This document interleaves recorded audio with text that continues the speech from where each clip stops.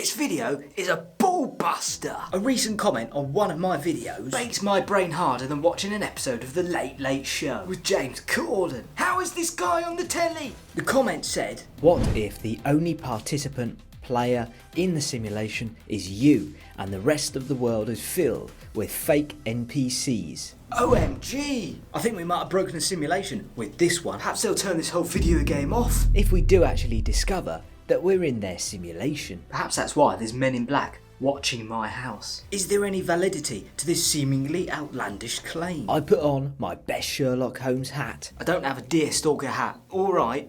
Anyway, it's a myth that Sherlock Holmes wore a deer stalker. Google it! And started investigating whether this world is actually, truly, 100% populated with NPCs. And what I discovered is going to chill you to the bone so much you're going to need to stand next to a very hot radiator for ages. Without further ado, no, that's not a Shakespeare quote. Let's break down, bit by bit, this possibly impossible conundrum of, is this person right about NPCs?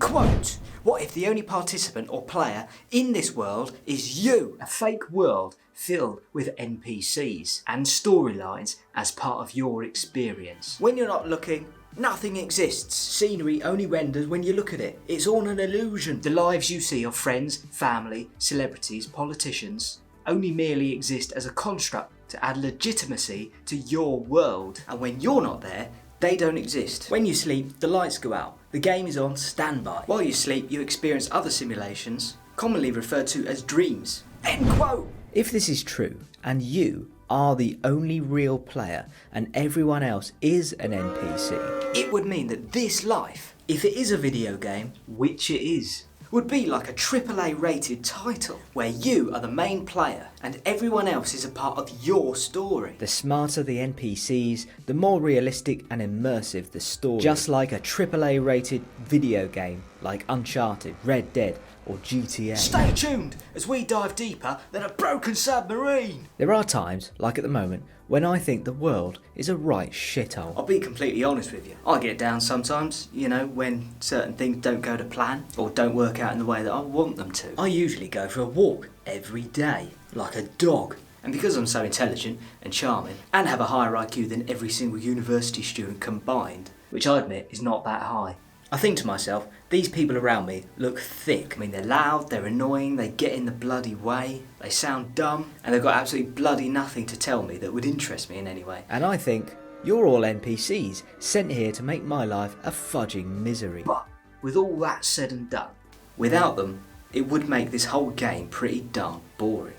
So, with that motivational speech out of the way, let's continue to point 1. 1. What if the only participant player in the simulation is you? A fake world filled with NPCs and storylines as a part of your experience. When you're not looking, nothing exists. What if you are the only actual player in this entire video game? Are some of us real players and all the others are NPCs? If there are billions of simulated universes, there are probably trillions and trillions of simulated conscious beings, which would mean that the vast majority of all conscious beings that will ever have existed are simulated. So, for every conscious being made of flesh, a billion simulated ones exist.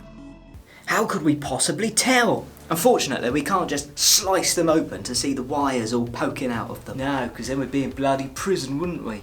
Perhaps we could get some special sunglasses, like in that film They Live, which would allow us to spot them.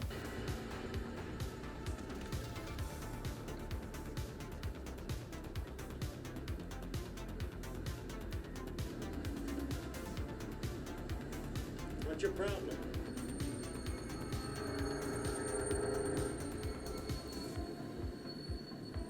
I said, what's your problem? But no one would actually ever admit to being an NPC. Their AI code wouldn't let them, let alone their ego. I mean, I don't know, you tell me. And it's easy to look at some people and judge because they're a trash man, or a shopkeeper, or just an idiotic boob. And think to yourself, they must be an NPC, they're bloody idiots. And maybe, just maybe, they are. 2. What if you are real and everyone else is an NPC?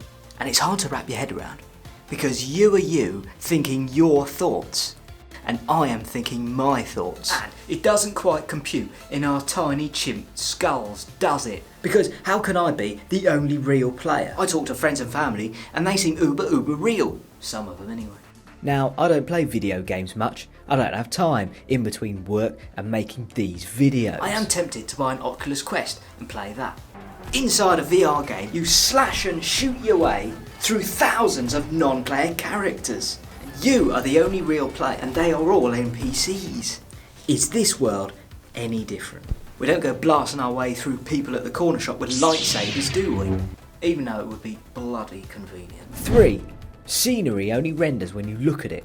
It's all an illusion. To understand how this simulation is rendered, we need to look at video games. In video games, the computer doesn't render all of the world at once. That would be more mental than Mad Mickey Madhouse, the maddest madman in all of Madtown.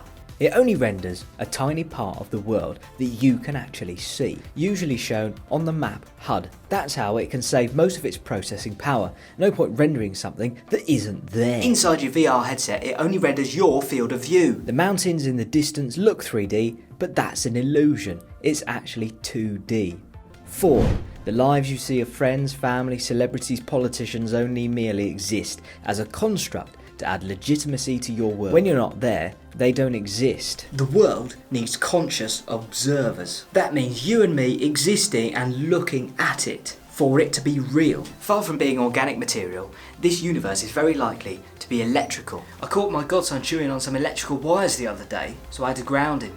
He's doing better currently and conducting himself properly. We just got our wires crossed. I think he was just a bit shocked. Without the world being observed, it's nothing. Think of a video game with no players.